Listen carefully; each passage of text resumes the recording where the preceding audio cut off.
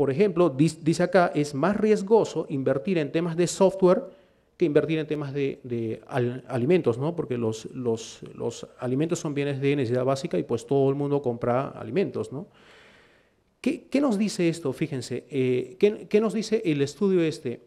Que el concepto de riesgo país en Colombia es importante.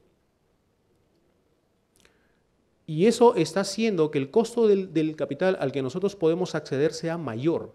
Por consiguiente, atraer inversionistas o accionistas adicionales para poder hacer inversiones en la implantación de mejores prácticas en logística o en cualquier punto es más difícil que en otros sitios. Si nosotros queremos ver la realidad en otros países, yo les dije, yo vengo de Perú. Perú está en un tema recesionario ahora, ¿okay? Los ingresos están caídos, las empresas tienen costos altos, etcétera, etcétera, etcétera. Existe un factor de riesgo político que es importante. El costo de capital para nosotros también es alto. ¿Qué pasa en la Argentina? Ustedes saben por las noticias lo que ha estado pasando últimamente, ¿no? El Fondo Monetario pues, ha estado negando inversiones o préstamos de capital a los argentinos, que los ha sacudido. ¿Okay? Entonces, significa que el riesgo país ha aumentado también. Existen empresas que califican a los países, ¿okay? Y uno puede saber cuál es el riesgo de un país viendo estos indicadores. Colombia es un país, en opinión de muchas personas y ejecutivos del extranjero, es un país privilegiado. ¿Por qué? Porque primero tiene algo que otros países no tienen, por ejemplo, como el Perú o como Venezuela o como Ecuador, tienen ciudades importantes a lo largo de todo el país, ciudades que cuentan con mucho más del millón de habitantes, tienen instalaciones manufactureras distribuidas en varios puntos del país, tienen actividad agrícola importante distribuida en varios puntos del país. La logística que tiene que moverse para atender a toda la población en Colombia es significativamente mayor y mucho más importante que, por ejemplo, la logística en Perú, que es un país que tiene una única ciudad principal, Lima, 8 millones de habitantes, y teniendo una ciudad segunda que no tiene más de 600.000 habitantes. El comercio está concentrado en una sola ciudad. En Colombia no es así. ¿Okay? Lo otro que tienen ustedes es el capital humano es muy hábil y además tiene un costo menor comparativo con el capital humano de otros países. Eso ha hecho pues que la industria o las empresas internacionales coloquen empresas o sus operaciones centralmente en Colombia. ¿Okay? Entonces, es un tema que hay que rescatar, ¿no? ¿De acuerdo? ¿Qué es lo que nos dice la conclusión de este estudio entonces? Dice, bueno, el riesgo país que tiene Colombia ahora ha significado en los últimos 5 años una pérdida de valor en las empresas del orden de los 34.3 billones de pesos. ¿Okay? Dice además que en una situación como la actual, en la que es indispensable atraer capital nuevo del resto del mundo, el riesgo país crea una barrera gigantesca al crecimiento económico. Esta es una realidad en los países de Latinoamérica, no solo en Colombia. ¿Okay? Entonces, tenemos algo con lo que hay que luchar y es el costo del capital que hay que conseguir pues, para invertir. Si nosotros queremos explicar qué es lo que ha sucedido con el modelo que les mostraba hace un rato, pues bueno, podemos explicar por qué los ingresos han caído, pues porque hay actividades recesionarias, ¿okay? Porque hay desde el punto de vista logístico existe un manejo inapropiado de inventarios, lo que hace que en los puntos de venta, por ejemplo, no haya todo lo necesario para que el cliente compre, por consiguiente se pierden ventas. ¿Okay? En términos de costos, nuestras actividades de apoyo, como por ejemplo las finanzas o la contabilidad o las compras, etcétera, etcétera, cuestan más que lo que debieran costar. El costo logístico es alto, pues por el contexto en el que viven ustedes ahora. El capital de trabajo de las empresas usan es un poco más alto porque pues, como no hay tanta integración entre clientes y proveedores, simplemente hay mucha desconfianza que genera el incremento de los inventarios, lo que a su vez me lleva a mí a tener mayor infraestructura logística para poder honrar el servicio al cliente que prometo. ¿Ok? Entonces, hay ciertas cosas que hay que resolver acá. ¿De acuerdo? Entonces, la realidad es esta y es una realidad que hay que tratar de revertir en el tiempo. La pregunta ahora es, a través de la logística, ¿cómo agregamos valor? ¿Cómo incrementamos el valor de las empresas? ¿Okay? Y es lo que vamos a contestar ahora. Creo que el concepto de valor ha quedado claro, ¿verdad? Porque a partir de eso nos vamos a manejar en la presentación. Ok, entonces, saliendo de un tema financiero ahora, vamos más al tema que les interesa a ustedes, que es la logística integrada. Bien. Cuando yo hablo de logística integrada, pues en muchos sitios me dicen, mira, es que la integración la debes considerar tomando el proveedor de tu proveedor y llegando hasta el cliente de tu cliente. Y en esa circunstancia, pues tienes que analizar cómo aplicas prácticas correctas pues, para lograr maximizar el servicio al cliente, valor, ¿okay? Y maximizar a su vez el retorno que los accionistas tienen, valor también. ¿Okay? Si yo miro hacia lo largo de esta cadena, yo puedo decir que modificar esta cadena en cierto sentido agrega o contribuye a agregar valor al cliente. Si yo comienzo a ver individualmente cada punto, pues cada punto es una empresa, es un negocio, evidentemente, hacer cambios para mejora implica aumentar el valor que tiene una empresa para el accionista. ¿Cuál debe ser el alcance que yo tenga para efectos de hacer cambios? Pues aquel que pueda controlar ahora. Porque si yo vivo en una empresa que tiene ineficiencias internas, pues no puedo pensar de ninguna manera tratar de enfocar esto desde el proveedor de mi proveedor hasta el cliente de mi cliente. Primer criterio. El otro criterio es considerar las capacidades que las empresas miembros de esta cadena tienen hoy en día. Porque si el que me provee no tiene habilidades, no tiene competencias, mal hago yo en integrarme y tratar de manejarme a un mismo nivel con él. No va a funcionar, ¿correcto? Entonces, para efectos de mejorar la cadena de abastecimiento es importante tener bien claro cuáles son las competencias de los miembros y el estado que tengo yo en este momento. No sé si esa lámina se ve bien. Se las cuento yo. Esta es una lámina que muestra un concepto que vamos a estar usando a lo largo de la presentación, que es la evolución del valor en logística. ¿Okay? Fíjense, ahí he marcado un tema que le llamo la empresa típica, que es una empresa que funciona bajo un esquema de silos funcionales, ¿no? Por ejemplo, se ve muy claro pues, que hay un área de finanzas, hay un área de logística, hay un área de producción, un área de ventas, comercial, etc. Cada una funciona como un silo. ¿Okay? La logística que prevalece en ese tipo de empresa es lo que los consultores llamamos precisamente logística, ¿okay? Que se centra en las compras y en algunas operaciones básicas. A medida que yo voy avanzando con miras a generar valor, digo, bueno, el siguiente paso es la integración, ¿no? Entonces ya hablo de lo que se llama el supply chain integrado, ¿okay? Que se basa principalmente en compartir información. ¿Okay? A medida que sigo avanzando, pues comienzo a encontrar el concepto de colaboración.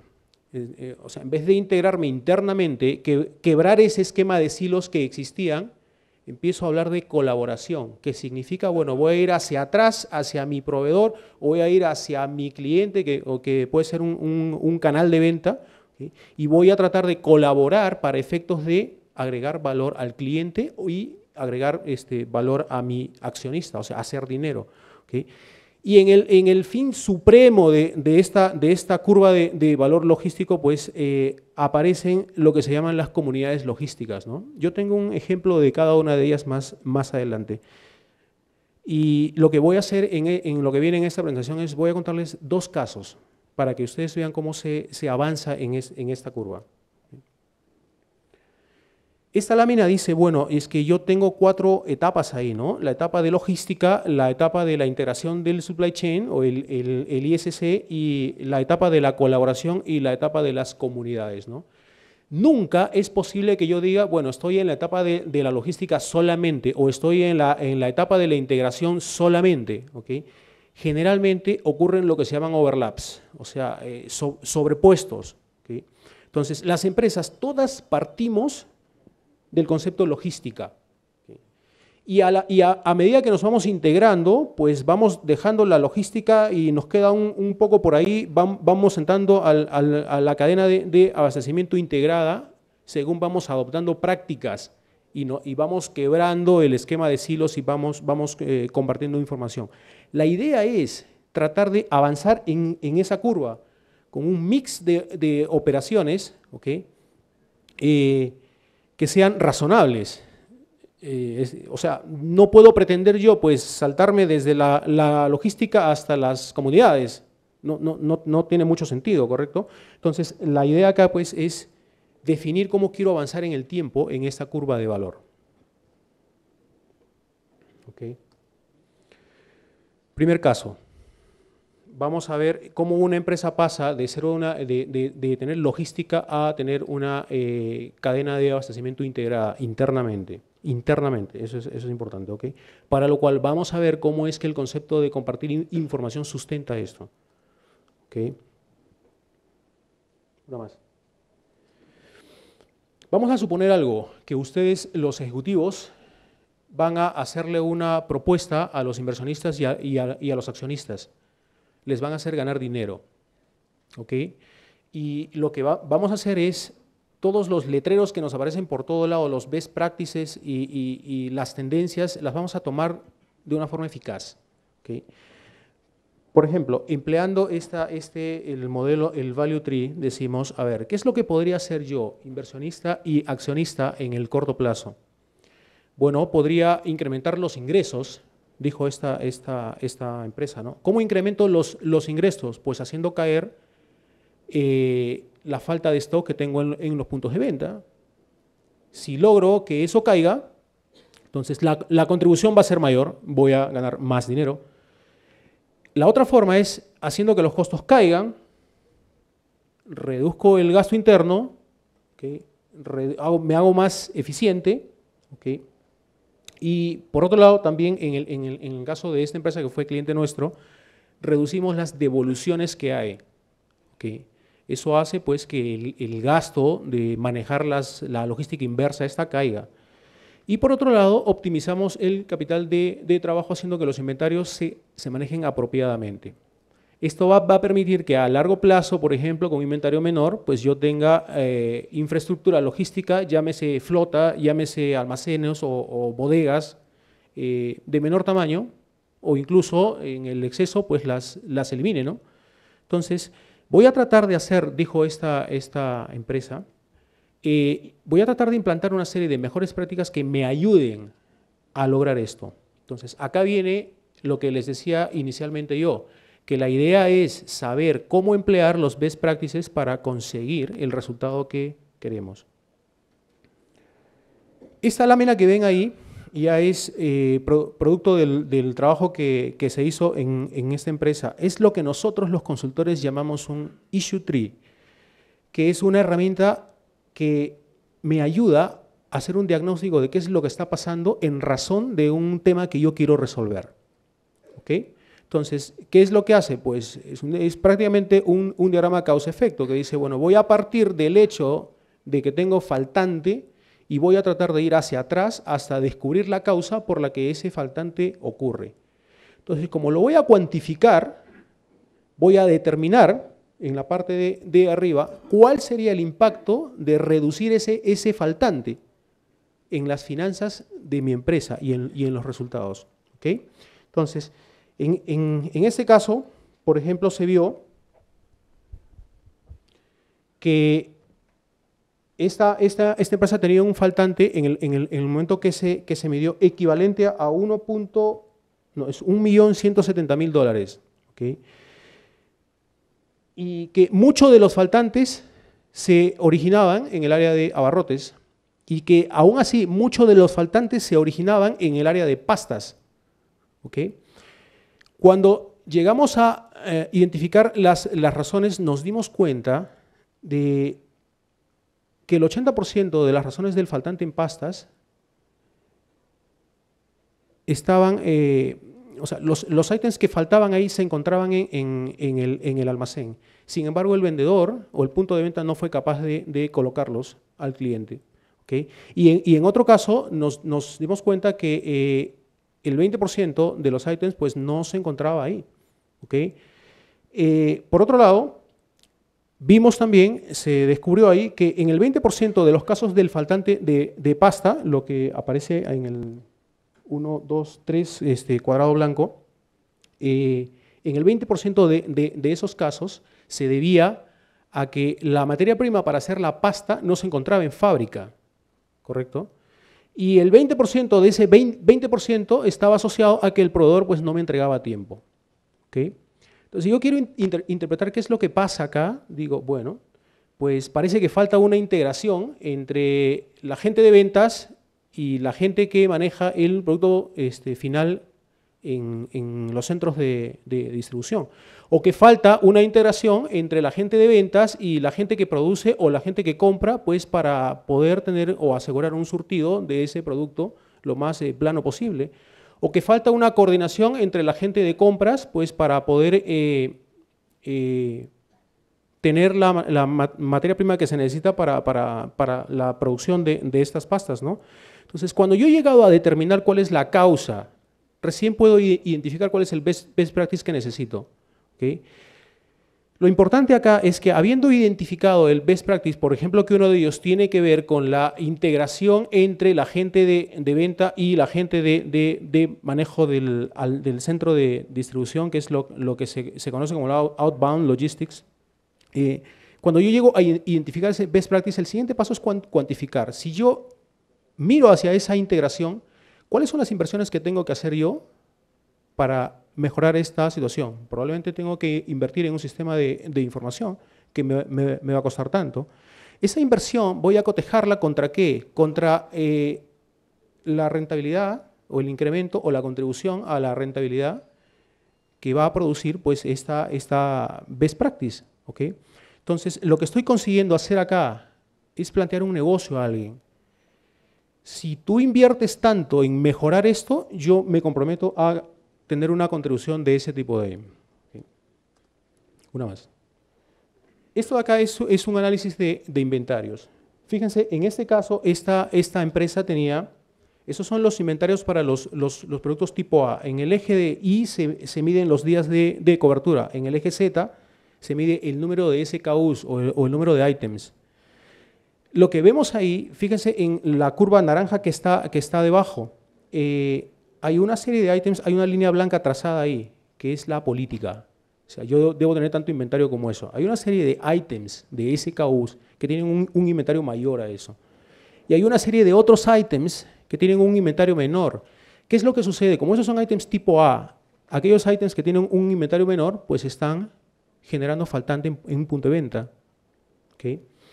Cuando nosotros hicimos lo que se llama el issue tree para esto, descubrimos en esta empresa que los ítems tipo A existían excedidos. ¿Por qué? Porque el comprador pues, había hecho negociaciones ganadoras con el proveedor, ¿okay? Por lo cual pues, si compraba en grandes cantidades, simplemente pues, conseguía descuentos, ¿no? Pero como el comprador no estaba integrado con el productor o con el vendedor, entonces no sabía pues, si lo que estaba comprando era lo que exactamente se necesitaba o no. Y como el hombre estaba totalmente orgulloso por lo que había conseguido, pues se concentraba en esos productos y no se concentraba en aquellos para los cuales ahí aparece un faltante. ¿Okay? Entonces, ¿qué mejor práctica tengo que aplicar ahí?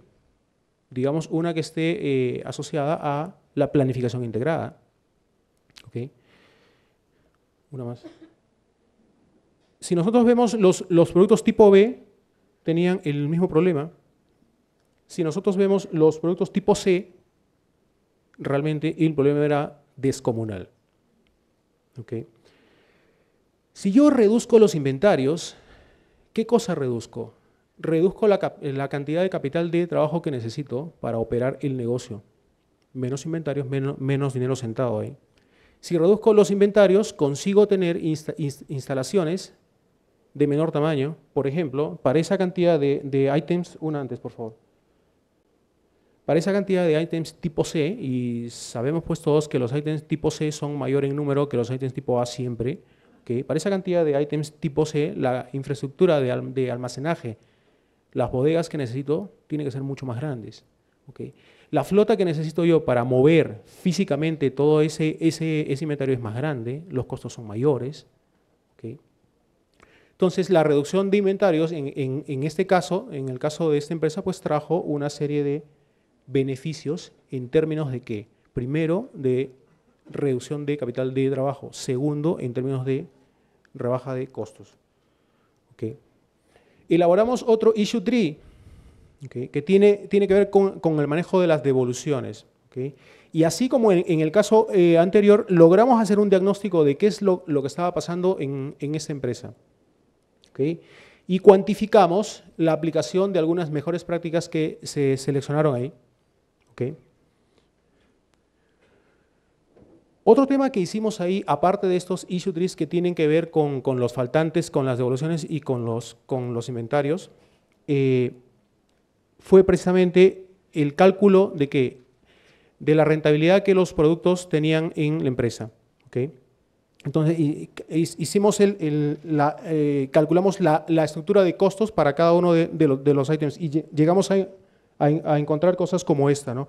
Si yo hago un mapa del volumen con la rentabilidad, pues veo que los productos que tienen alto volumen y alta rentabilidad son los que nosotros llamamos ganadores. ¿Qué es lo que hay que hacer para esos productos? Simplemente lograr que haya menor faltante. En el cuadrante opuesto, los que tienen menor margen y más baja rentabilidad, más bajo volumen